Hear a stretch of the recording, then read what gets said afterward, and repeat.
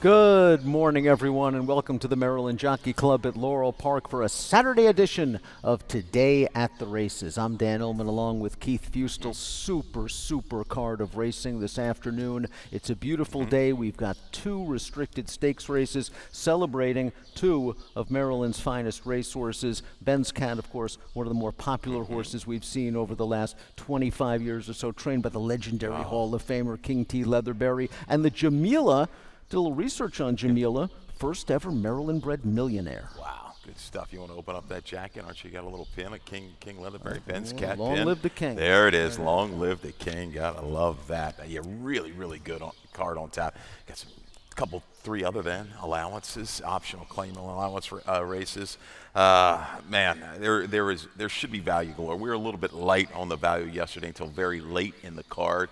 Hope you went to the handicapping guide and caught that trip note, kind of a winner from William Humphrey with Brendano. A nice 23 and change. Rodman with Kings River got it done. As I lose the first race, that's okay. We got it straight, Dan. But Kings River got it done from that sustained 5-6 wide run. I didn't think he was going to get there. He got there. Carvelian Quest just got a little weary through that last eighth of a mile. Still a chance to get the Laurel Park free handicapping guide. laurelpark.com/picks. Download, handicap along with us. It's going to be a great afternoon of racing. Let's take a look at our weather conditions right now with 64 minutes to post for race number one. The main track is fast. The turf is good. I wouldn't be surprised with the heat that's expected later today if this turf course is firm by stakes time. Yeah, I would have thought it probably was really close yesterday. Yes, we've got some pretty substantial rainfall. They've done a phenomenal job on this turf course. Our whole crew and everybody involved in taking care of these courses have done a great job. It's not an easy job. You know, they don't get the credit that they deserve. But the opener, pick 5 time. It's challenging. I did a light ticket, though, today to get you started.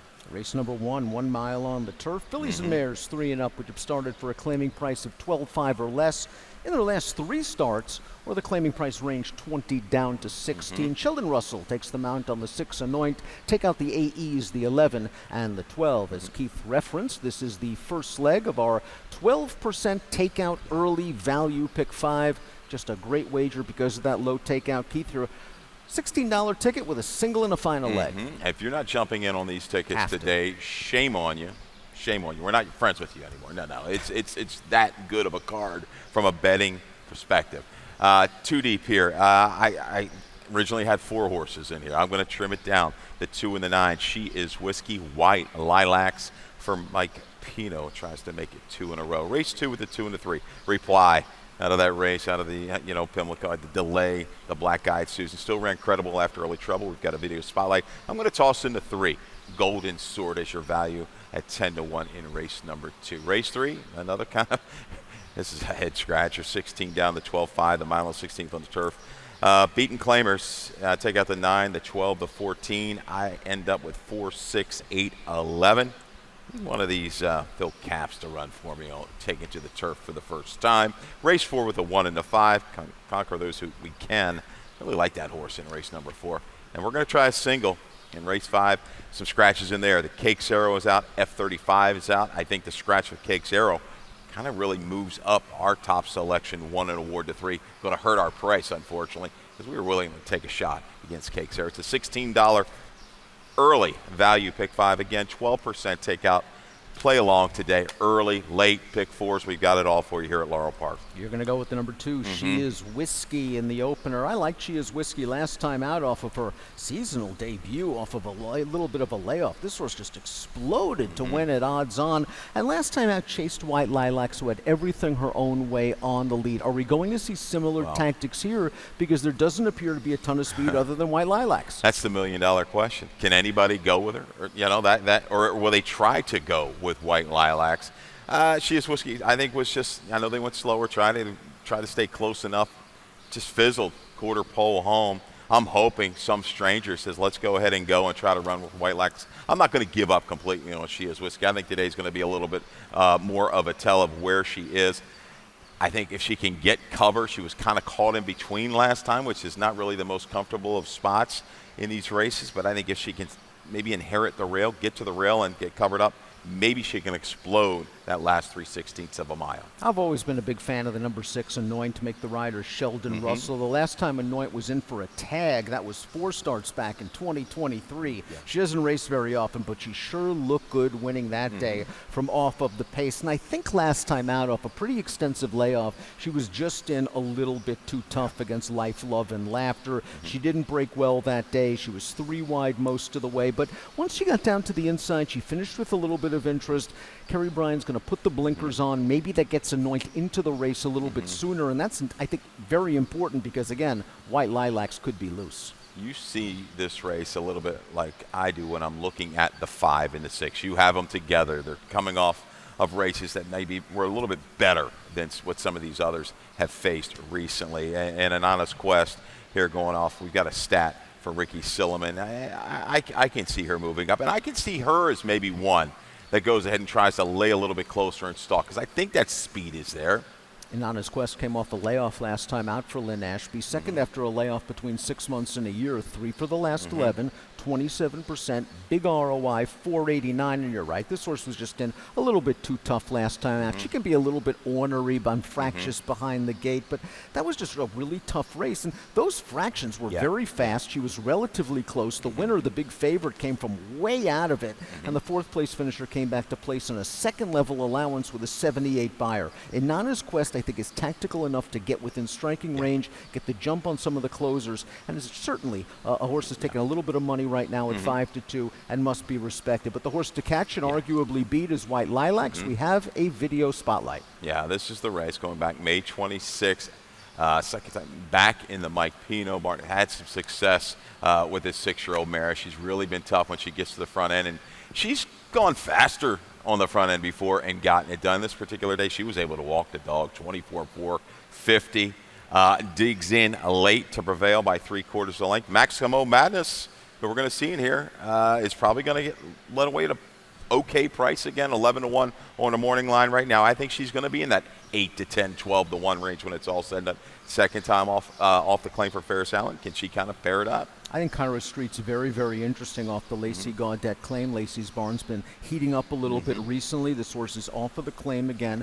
Wired last time out on dirt at Keeneland, going 7/8, a race that produced 2 next out winners, and 2 starts back at the fairgrounds on turf, a race that produced 2 next out winners. The 4th place horse coming back winning up here at Delaware with a 75 buyer. Ricky from the rail, this horse has shown some speed, so I wouldn't be surprised if Carlos Lopez has this horse maybe sitting a prime pocket trip. I think that one definitely has to go up and get position, a stalking spot. I don't know if I'm going to see her make a run from too far back, but again, the road with a clean break for White Lilacs, it's going to go through her. 2, 9, 6, and 5 for Keith, 6, 5, 1, and 9 for me in the opener on a Super Saturday card at Laurel Park. Race number 2, 1 mile and a 16th on the main track. 3-year-old fillies, which has never won a race other than maiden, claiming or starter. Optional claiming tags 62 5 down to 50. Field of 6. This is the first leg of the first of 3 50-cent pick 4s on the afternoon, early, middle, and late. If you get knocked out of the pick 5, play the pick 4. If you don't get knocked out of the pick 5,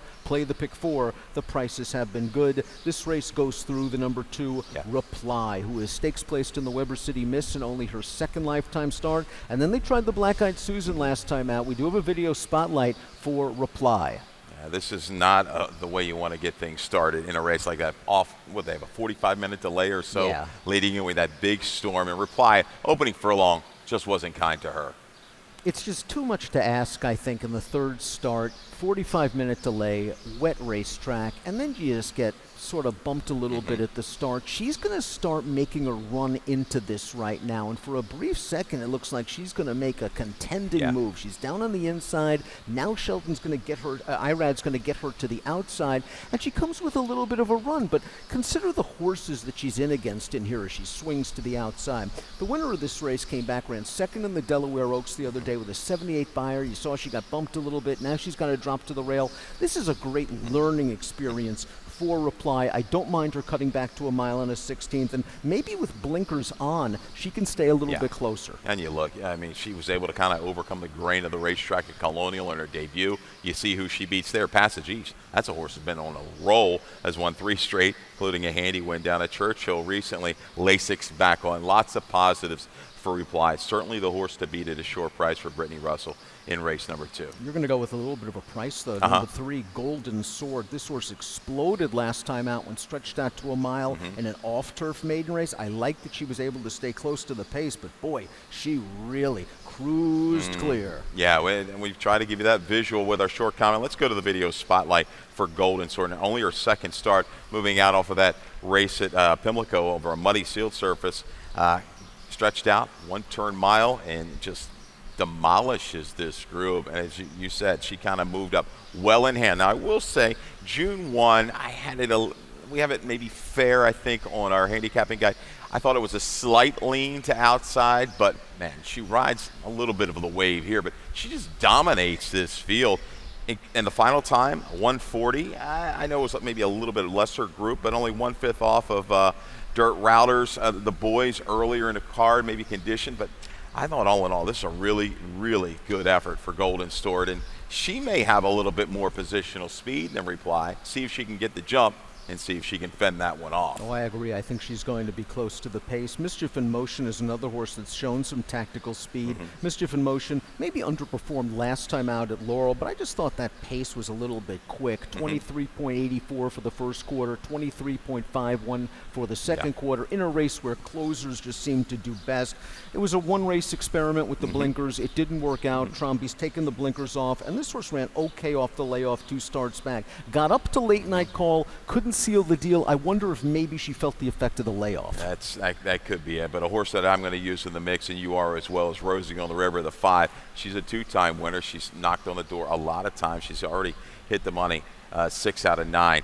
I think she's just been against it from a flow standpoint. She may be against. She's going to need some help, and maybe this horse on the outside, 6, Clementine Hunter, a horse that we don't have in our top 4, but we want to touch upon her because you look at her breeding, she certainly could appreciate the route of ground. Her dam was grade 1 placed, I believe, in the Alabama. She's a half to a horse named Carnival Colors, who was a stakes winner going long on the turf. She's by the grade into Mischief. She's got to show speed. You have to figure stretching out off that debut win. I know it came in slow time, but maybe she wasn't completely cranked up. Maybe she wasn't even geared to be a sprinter. You mentioned Rosie on the River, wired in a slow-paced race, and she just got pinched back very badly at the start last time out. She's an interesting horse. I wonder if she's already exposed after 9 starts facing some horses that might have more upside, but again, give her some pace. She'll come with a kick.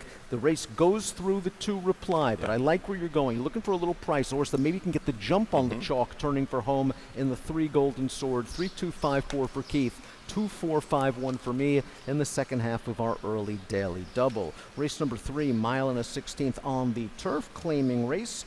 3-year-olds and up, which have never won 2. 16 down to 12-5. Take out the 9, a Silent Roar, the 12 Canoes, the 14 Bold Licorice. Return Fire will run today, the number 13. This is the first leg of our middle 50-cent pick 4 wager.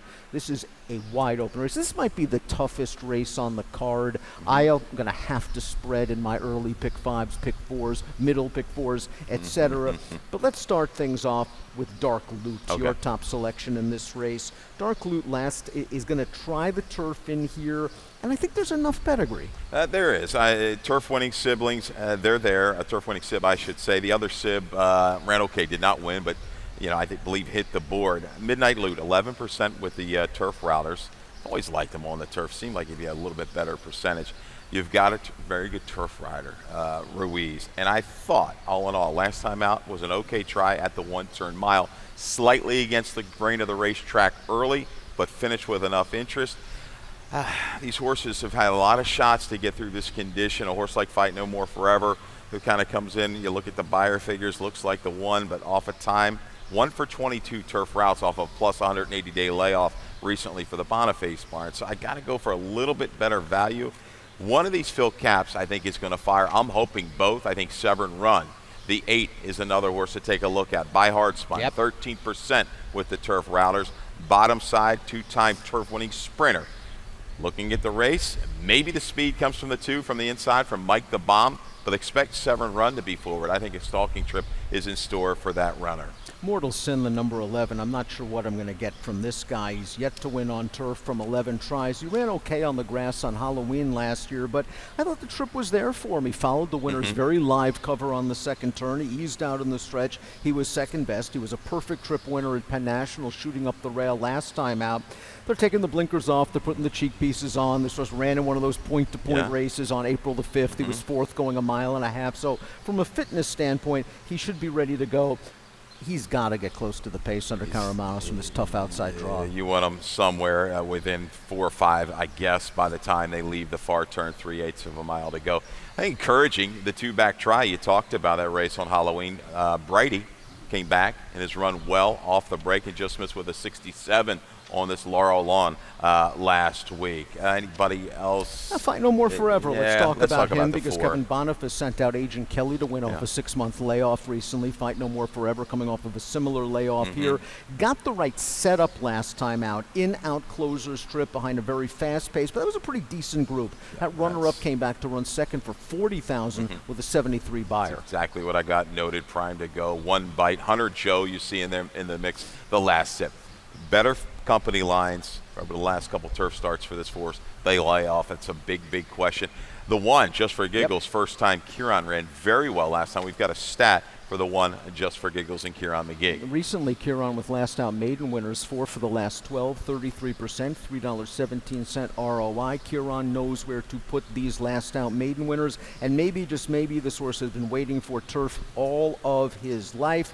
He did get a very fast pace to attack. He got to the outside. It took him a while to change leads. He just got up in the final stride. I'm not sure that race flow is there for him as he steps up in class. Does Homer Jones show a little bit more speed in here? We know he's got that positional ability. He's now going third off the layoff, dropping for Trombi. I think he lays close enough, within a couple lengths, leaving the far turn into the lane. It's the last about 70 yards. I just don't trust him.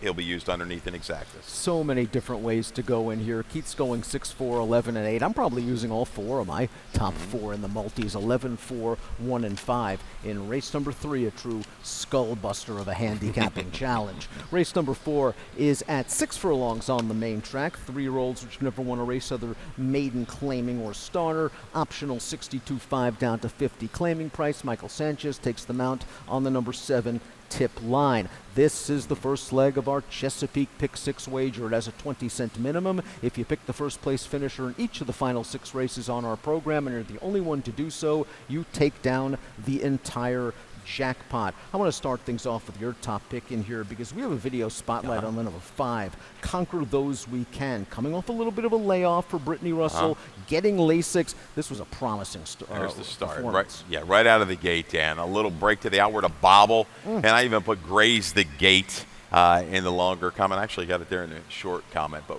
was able to recover. Moves up into an okay flow, going 7/8 of a mile, and is kind of just poised 3 wide. Now, the leader here, Del Rey, who has since gone on, and now a 3-time winner with a top of 84, is proven to be a pretty good horse. She kind of gets away for Conquer Those We Can, maybe right here to about from the quarter pole to the 3/16. We're going to see this Russell trainee just dig right back in, doggedly to the wire, responds to the pressure, striding out, appreciating this distance. Now, is the 6 furlongs a little too sharp in return? I don't think it's going to be. I had time to mature. Lasix going on, a forward work leading into this. I really, really, really like this horse today. Hoping we can get close to 7-2, 3-1. And again, this horse earned a 60 buyer speed figure as a 2-year-old in November. So if you might look at it and say, oh, its buyers are a bit light compared to those of the one in my memories, project improvement. That's 60 buyers, pretty good for a 2-year-old for the 45 waiver. I think there's not a ton of pace in here. Maybe Tuned to the Moon will show a little bit of speed, maybe in my memories. I think Conquer Those We Can, if she breaks alertly, could sit a prime spot just off of the lead. Speaking of in my memories, she's the only 4-time winner in this field. We have a trainer stat for Anthony Farrier. This barn's been going very well recently on dirt. June 2nd to June 17th, 37%, a 221 ROI. Farrier's done a very good job, he and his team, this horse, managing it through some foot issues. A nice effort, though, last time out. Very good trip Boca Chica gave this horse. Just found him behind a 3-ply pace stool, got to the outside, and drew away in the stretch. Curious to see what kind of trip we get from the rail here. Worth noting that she did show good speed from the rail in her seasonal debut. Maybe Boca will use those tactics here. That's the key. Obviously, Boca Chica, a good gate rider, can get him out, get in position, because when you really look at it, you don't want to let Tune to the Moon get away too easy up front. Now, she was jostled around the break, didn't lose much ground out of that race, and was up battling 3 deep. In my memories, was the beneficiary. I think she's going to go ahead and get very good position. If she breaks okay, I don't see her worse than a length or two out of it into the turn. I mean, she can be aggressively ridden enough to get the lead. She's shown that on occasion, and they have figured something out with her. They kind of dangle her in there for 30, for 20. She's moving right back in the right direction for Farrier. I don't think Tune to the Moon, though, should be scoffed at in this race by any means. She ran very well in her first 2 starts off the Joanne Schenkel claim. Schenkel won 2 races yesterday. Last time out, she was part of that pace dispute. She did a lot of the heavy lifting while, in my memory, sat back and waited. Maybe this time around, she won't have to do as much work under Thais Liapestina, and maybe she'll get the jump on some of these turning for home. Grayson's Girl is in this race, sort of the other Brittany Russell trained runner. We have a trainer stat, of course, for Brittany. 3rd after layoffs between 180 to 365 days sprinting on dirt, 44%, a 332 ROI. She destroyed a field in her first start off the layoff. And last time out, again, she didn't break very well. That's been the problem and the theme. Step slow you had for the last race. You're absolutely right. Step slow for the race 2 starts back. She was able to overcome. 3 back in my trip notes, I have hopped at the start. She's got to get out of there better if the pace isn't fast. And then last time out, you see that steady 2 times. She steadied at the 5/8 and again into the turn, into a race where there was no flow. Great Andre just walked the dog up front, opening quarter 24. I know there's no run. It's still sluggish, 47-2 for the half. When they were picking it up, she had just too much to make up. I think she likes to be on the outside. She didn't break well in the Great Andre race. She seemed very uncomfortable when she was steadying in behind. Once she got to the outside, she started to make a run. Maybe that's going to be the plan for Toledo in here. Conquer those we can. Off the layoff for Keith, 5-1, 2-4. In my memories, she's likes to win races. Maybe she'll do it again. 1-4, 2-5 for me in race number 4. 4 down, 5 to go on a super card on a beautiful afternoon at Laurel Park. We're going to take a quick break, and we'll be back with a late pick 5.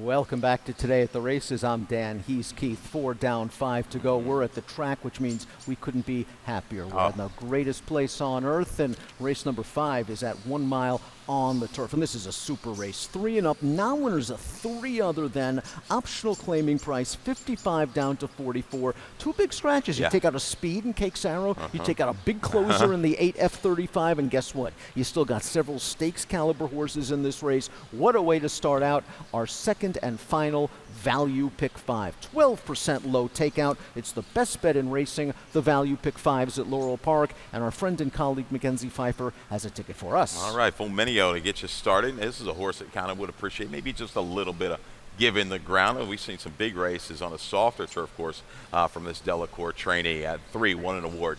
We're all over this one as well. 8-1 morning line. Gonna unfortunately come down for Duarte. Race 6. Yeah, the Benz Cat. Big spread race here for Mackenzie Pfeiffer. 4, 5, 6, 8, and 9.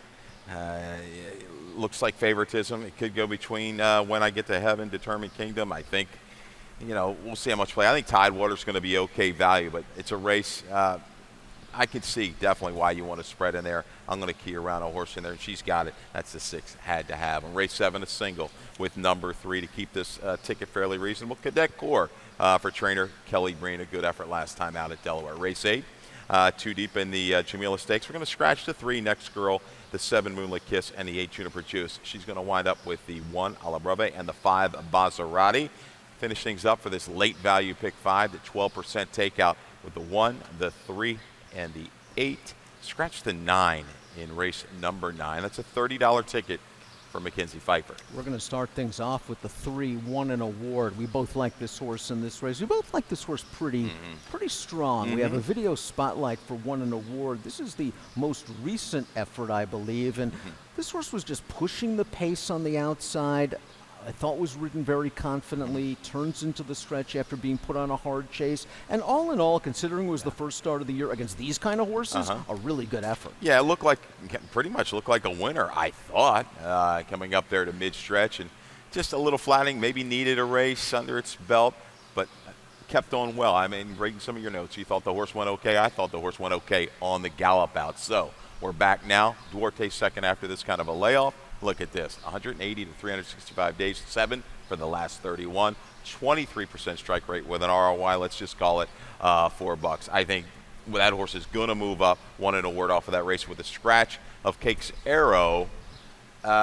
Would you rather see him on the lead or sitting just kind of like a little bit of a pocket trip? I'd like to sit in the second flight or so, because I think with horses like Jamie Dreams and Regalo, they're going to probably make the pace. Forever Super and won an award might be in the sort of catbird seat sitting second, but won an award was in against such tough company. That Data Man, when he's right, is a graded stakes horse. The runner-up Atago came back, won the Cliffhanger at Monmouth with a 92 Beyer speed figure. I'm really curious to see what we get from won an award. I think we'd agree, though, that the 9 Forever Super is simply the horse to beat, because this horse has banked a lot of money for Michael Trombetta, and although he's been the beaten favorite in his last 3 starts, he's been running against some really good competition. Q Otago, who beat him by a half length last time out, and then ran a 93 Beyer, went second in the Monmouth Stakes. He's a hard hitter. He's got tactical speed.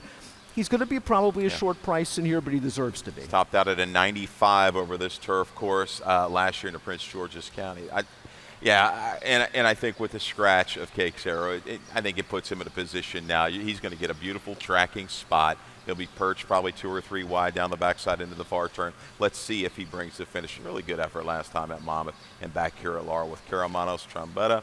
Yeah, the 5. There's a horse going back and looking at this race for about a 4th or 5th time. Hard Spun Reason has every right to run a big race here. He's had some trouble.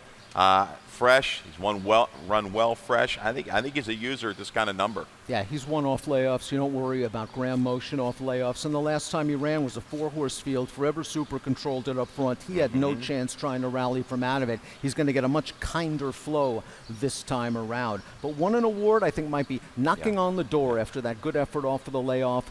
3.594 for me, 3.952 for Keith. In race number 5, a stakes caliber allowance event. Race number 6 is the first of 2 stakes races on the afternoon. This is the $100,000 Ben's Cat for registered Maryland-bred sired and or Virginia-bred and Virginia sire. Check out the 2 King Covey. We'll have some more scratches announced for you a little bit later on in the afternoon. Race number 6 is our Super High 5 race.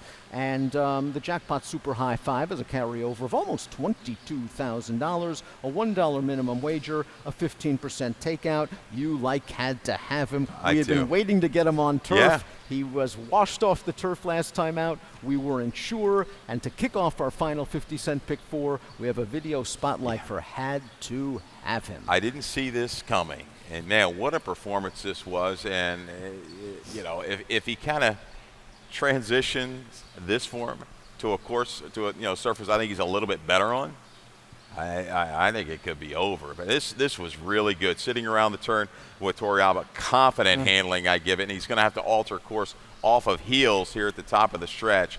This horse to the inside is going to he drifts in. The other one drifts out slightly. Look at this finish, Dan. I'll let you take it from here. No, I mean, and this is just, I think, the maturity of turning into from a 3 to 4 over the winter as a new gelding. He just probably needed a break. He never really had one. Being gelded, he seemed a lot more relaxed and professional in this race. When you watch some of his turf races, he usually changes back to his left lead through the long stretch. He did everything correctly here. And Salzman, past 5 years, you came up with this really nice stat. Yeah, something we've got off the race lens. Equal base, second time gelding. ROI 252 with a 29% strike rate. That's good enough for me. Yeah, he's got some ground to make up against a couple of these. They've beaten him in the past. I'm going to take a shot. He beats him today. Tidewater's where I'm going to go. He just missed in this race last year for TJ Aguirre. I talked to TJ earlier this week, and he was surprised that Tidewater was on the lead in that race and pleasantly surprised that he ran so well on the lead. Now, this horse got a little far back last time out at Pimlico, going 5/8 of a mile. I thought he ran on well at the end of that race. One of the also-rans came back, won a second-level allowance with an 89 buyer. TJ sent out Toast to Coast to win at 10-1 here last week, so the barn is heating up. Third start off the layoff. This horse is pace adaptable. If there's not a lot of speed, he can stay close. If there is, he can come back and make one run. I've always liked this horse, and I think he's a bit underrated. Will he stay or will he go? Let's go to the video because he was involved in that. We've got a slew of horses coming back from last year's Ben's Cat, and there you have it. Tidewater on the front end. Outside, When I Get to Heaven, coming in here for Nolan Ramsey. Probably could be a tepid favorite in here, but this is a really good horse race. Certainly a good horse race, and the speed held up. Tidewater digging down deep. When I Get to Heaven was on top of him from the get-go. You've got great idea chasing from the pocket, maybe a little bit pace compromised. I mean, this racetrack just seemed to be a highway. They went really fast. 108 and change under the wire in the Ben's Cat.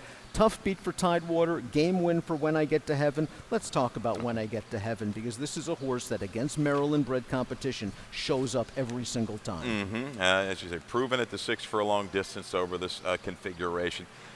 My question is, one, Tidewater, I think he's going to take a little bit further back. I don't know if I see him on the lead. I think a horse like Cinetic is going to go ahead and go. You've got SS Sinatra that's come in here who's showing some speed.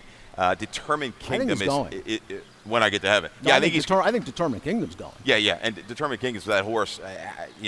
These two, I think they mix it up when they turn it for home. Let's see what happens. I think where I'm going to lean a little bit for somebody just off the pace, and I think that's going to be had to have him. So in that video spotlight we just showed, was making a belated run after some early adversity. The Determined Kingdom couldn't get close to the lead in that Jim McKay turf sprint last time out. Just got bumped at the start, I thought. For him, it kind of worked against him. He still ran on to be third behind a good horse in Whitty. In the Leatherberry off the layoff, I think he might have needed that race when Four Harps speed popped him. This is his third start back since they bought him for $190,000 at public auction. And I just think if we're going to see the real Determined Kingdom, the horse that looks so good winning 3 back with a 99 buyer speed figure, it might be today. Yeah, this is a really, really good race, a rider's race. It's going to be very interesting from mid-turn to wire how things develop. Eileen had to have them. You're going to lean Tidewater. We both got some value for you in the Ben's Cat. 6.954 for Keith, 5.81 and 4 for me. We'll move right along to race number 7. Race number 7's at 1 mile and a 16th, and the races just stay full of quality. It's for 3 and up. It's a third level allowance race with an optional claiming 55 down to 44. Field of 7. It stays intact. Let's start things off with our top pick in here. That is Inveigled. And Inveigled has been keeping some very good competition out of town. One thing Inveigled's going to try to do is going to try to win at 2 turns, right? If I'm looking at this correctly, he hasn't, but he has been keeping very, very good company. And you need to look any further than last time out at Churchill Downs in that sloppy Shield Service. And talk to us about those internals. 22.42 for the opening quarter, and then he never got a breather. No. 22.76 the second quarter. And just consider this. The horse that he was battling with is no slouch. He came back to win his very next start with a 94 buyer speed figure. That horse finished 8th. Inveigled finished 4th. He was still hanging around as the only part of the pace there at the wire. I still think 1 mile and a 16th is pushing it with this horse, but I don't see a ton of pace other than Ain't the Beer Cold. I think Toledo's going to have Inveigled outside off that horse. He'll get the jump on some quality closers, and we'll see if he can stay. Yeah, I just think the flow is just going to be right, perfect for him. You don't want to take too short of a price on Inveigled. Capcom's a horse that interests me. I was hoping this barn I'm hoping this barn can kind of pick it back up a little bit. They had a little bit of a run. Things a little chilly of late. Troy, let's pick it back up. But Capcom, interesting. I think he's got enough positional speed to lay close enough. I don't know if I want him to just go, but didn't get a fair chance last time out. Just a disastrous start here. You described it perfectly. Pinballed and pinched back in a race where there wasn't really a ton of pace. Otello went to the front. I mean, This horse had been close to the pace in his prior two starts, and he ran very well. Here, he was completely taken out of his element. I would just draw a line through that performance. I like him cutting back to 1 mile and a 16th, and getting back to fast going is also going to help. This is such an advantageous draw with a short run into the first turn that I think Laurel was going to settle in third, and we'll see if he's good enough. Yeah, he took a lot of money in that race. I was a little surprised to see him bet down that low. He was lower than Be Better. Eliminated at the start. I'll give him another chance because I do think he's going to sneak away and give you some value here in race 7. Will Cadet Corps get the right flow? Because I think this late runner needs flow, and he got it last time out at Delaware. It was a razor-sharp pace. 22-1, 45-2. This horse is saving ground at the back, got the perfect split in between horses, and got it done over another closer. Cadet Corps, though, is coming into this race in good form for Kelly Breen, but needs pace help. Yeah, you got to love a horse like this. 13 for 37 lifetime, really thriving since he's been claimed and stretched out to the two turns for Breen. Kelly's just trying it. He hasn't had the best of luck with his dirt runners trying to break that trend today here in race number 7. And while Ain't the Beer Cold has not finished ahead of another horse in his last 5 races, I'm not going to hold my nose at him at all because I know what he can do when he's right. And he's another horse that I think is going to benefit from the layoff. It just seemed like he was crying out for a break. He's coming back with Lasix. He will stay the mile and a 16th if he gets a breather early. And I think he's going to take this race to Inveigled. And if they drop the anchor down the backstretch and the old Ain't the Beer Cold shows up, listen, he's going to be a price. And he's going to be giving you a thrill turning into the stretch. This track played awfully quick yesterday. They were going out some blazing internal fractions. Ain't the Beer Cold, you're right, back on Lasix, freshened up. Do we see the Ain't the Beer Cold of old? I've always been a big fan of him. I'm pulling for him. We'll see if Inveigled can get the 2 turns this afternoon. 7-1-3-5 for Keith, 7-4-3-6 for me. Stakes action, race number 8. This is at 6 furlongs on the turf. It's the $100,000 Jamila, our second 6 furlong turf sprint for restricted Maryland-bred sired, Virginia-bred sired performers. Take out the 3, take out the 7, take out the 8. It's the rematch from last year's Jamila. That was Alabrev over Hollywood Walk, over Basarati. We're going to start things out with Basarati, who looks like the speed again and came back firing at Pimlico. Just go right to the video spotlight, or we can, whatever we want to do, we can go back to that race. It was really, really good. Basarati, stretching out to the 3/4, was able to get the lead. Turtle's pretty solid, 22-45 and some change. But this stretch run, when things kind of push comes to shove, just couldn't quite hold it down. Hollywood Walk's going to make a run in the Larry Johnson colors now on the outside. Basarati crying out for this 6 furlong distance. She has such try. Alabrev, though, is now beginning to lengthen her stride. Hollywood Walk confronts Basarati. Basarati digs down deep. Here comes Alabrev over the top to get him. It was a thrilling edition of the Jamila. I'm expecting another thrilling edition of the Jamila. Maybe this time, though, Basarati can slow down the pace to her liking, and she sure looked good last time out at Pimlico. But as is the case with Inveigled earlier on, going 1 mile and a 16th, we do have to wonder, is 6 her best distance? Sometimes horses just get to that point and they're like, no mas. But man, she was so tenacious last time out at Pimlico in the very one. Love that effort. Alabrave, you talked about. Now, she had a race last year prior to this. She's coming in fresh. Does that affect her chances? I think it does.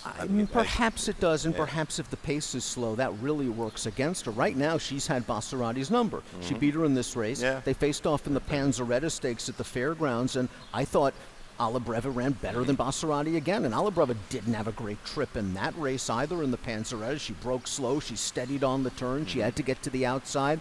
The question, I think, is it's all about pace and trip for her.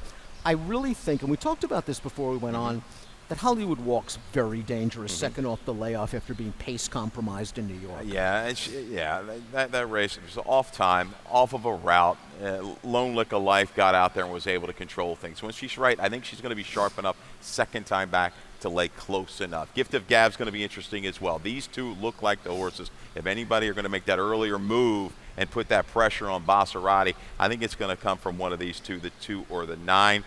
I give a little edge to Hollywood Walk. She could work just a perfect inside-out trip if Gift of Gab wants be a little bit keen early and go up and supply that pressure, she could get the catbird seat. I've always been a big fan of Cut from Class. She ran so well in the Dreyfus last summer, going a mile and an eighth. Maybe this distance is a little bit sharp for her, but she's another horse. Yeah. Sneaky, underrated tactical speed, and once in a while, she pops a race good enough to be there. She'll be a price. I'll use her underneath. Okay, yeah, Maserati. Let's see if she can get the 6 furlongs.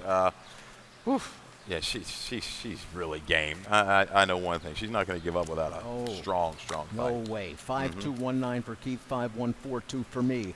We'll go to the finale. 5.5 furlongs. Maiden Claimer. Fillies and Mares 10 down to 8. Maryland bred claiming. Price of 12.5. Take out the 7. Take out the 9. We both have a similar opinion in here. It's Teddy's Lucky Girl. We have a trainer stat for Tim Keefe. Experienced maidens, first-time blinkers, limited but positive data. 30%, $3.16 ROI. To me, this horse is just all dirtied up. Yeah. I thought the debut, I'm just going to toss out wide, bigger field, no interest whatsoever. Second time out, I thought she ran a little bit better, but she was taking some kickback into the turn down inside. She was not comfortable. Last time out, turf, that just wasn't her. She's from a family of nothing but winners, a slew of really, really good horses, Eastern Bay, John Jones, the list goes on, and some horses that have shown some speed. You said it. The blinkers are going on. That might be the move here. You've got a horse like Great Moon, who I think is off of that debut at Charlestown, 4.5, is going to supply plenty of speed, maybe Lorraine's way to the inside. But if Teddy's Lucky Girl is going to fire here today, she's going to be well within range by the time they hit the quarter pole. Another horse going turf to dirt's the number 3, Third Tuesday. This horse ran okay, I guess, on dirt 2 starts back. I just didn't think she was very comfortable in between horses early. She ended up finishing okay behind the 2 favorites, both horses that came back to win, the winner earning a 50 buyer and a dime, non-winners at 2 life. So second off the layoff, getting back to her best surface, she's solid. Yeah, she was, you're right, she had a little bit of an odd way of going around the track, a little high-headed maybe, and then really kind of, I thought she would level off a little bit better the last eighth of a mile, even with that trouble. I mean, I know she stumbled, she's steady, but she got circling. I expected just a little bit more punch, but the buyer figure certainly stacks up, and she looks like one of the few horses that can bring an honest finish at this level. Tammy's Magic, the only time she ran on dirt, she was just overmatched. Margarita Days was something like 1-5 that day, and she wired the field. It was Tammy's Magic's first race off of a long layoff. The runner-up came back placed with a 49 buyer speed figure. She's just getting class relief, and there's another Tim Keefe horse getting blinkers for the first time, so that angle works. Experienced maidens with Tammy's Magic as well. I also think cutting back in distance helps. She showed speed last time out, but she was very eager. Stat play and the drop, yes, trouble last time, a little rank. Maybe we'll change some other things other than the blinkers as well. Great Moon. Oh, yeah. Look at this drop right off the bat. Maiden special weight. You say maybe it doesn't really, it might be a little bit of a sideways. I don't know. You're looking at the breeding there. Great Notion, Moon, Virginia, really nice mare. Later to the races, they're going to try to go ahead and go, I think, and grab this and take it start to finish. 4, 3, 6, 8 for both of us. And the finale at Laurel Park is just a great 9-race card. Yeah. 2 stakes races, stakes quality allowances all over the place. Tough to find a best play, but you did. I did, and I was just so impressed with Had to Have Him's last race. I've got to go back. I mean, he did that on the dirt. I think he's a better horse on the turf, or at least he's shown to be. Maybe the gelding we want to be better on the dirt. But anyhow, this is a really good setup for him. I think he's going to have plenty of speed. He's got the right kind of rider in Forest Boys. I still think he's going to slip away at an okay price because he's got to make up some ground against some of these other rivals. Today, I think he can get it done. 8-1 on that morning line for the Salzman runner. Had to have him, and then we had the stat as well. It's been fine second time gelding. Absolutely. I'm going to go with Anoint in race number 1. I've always been a fan of this veteran mare. I just think this class drop is what she's been asking for. Blinkers on, maybe a little bit closer to the pace. And I think that's important because there's not a lot of speed in this race. I'll go with Anoint as my best play in the opener. 22 minutes to post for said opener. The main track is fast. The turf is good. Callie Francois, Mackenzie Pfeiffer, Dave Rodman will take you through all of the action. And speaking of the voice of Maryland Racing, the great Dave Rodman, let's go up to the top of the stands for scratches and changes. All right, good luck, everybody.